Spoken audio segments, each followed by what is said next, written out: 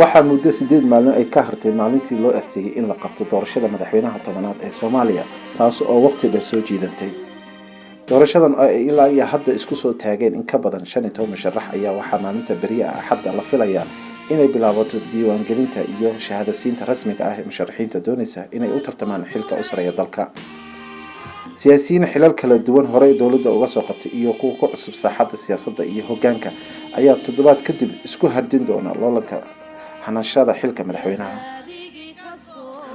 muqdisho ay inta badan ku sugan yihiin musharaxiinta u tartamaysa xilka madaxweynenimada ee dalka ayaa waxaa ka socda kulamo iyo shirar gooni ah oo u dhaxeeya musharaxiinta iyo xildhibaanada labada aqal.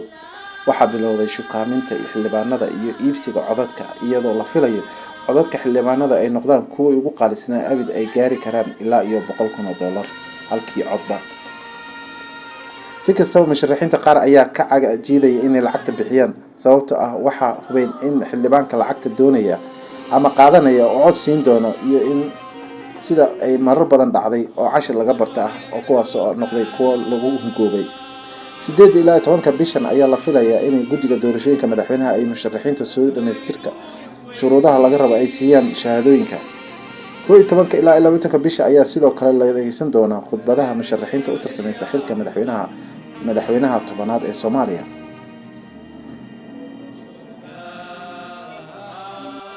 gudoomiyaha golaha shacabka dowladda baarlamaanka federaalka Soomaaliya mudane Sheekh Aadan Maxamed Nuur Madoobe ayaa hoygiisa Muqdisho kulan kula qaatay wakiilka xogeyaha guud ee qaramada midoobay Mr James Swan.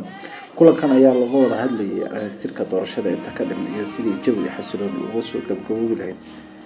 wakiilka xogeyaha guud ee qaramada midoobay ayaa sheegay in qaramada midoobay ay diyaar u tahay inay gudoomiyaha ka gacan siiyaan sidii hawshaasi si guul ah ugu soo dhamaan lahayd. gudoomiyaha golaha shacabka ayaa wada kulamo kala duwan oo la qaadanayo wakiilada beesha caalamka iyo mas'uuliyiin kala duwan waxa uuna inta badan kala hadlayay dhamaystirka doorashada.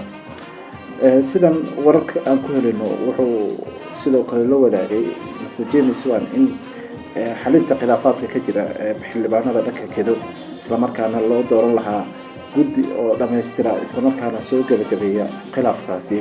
haddaba waxa ila ku dhow gudoomiyaha baarlamaanku ay sheegayaan in gudoomiyaha baarlamaanku uu la garab noqon doono dhanka iyo Jubbaland isla markaana loo ogolaan doono xildhibaanada ceelwaaq inay golaha soo galaan isla markaana ay codeeyaan.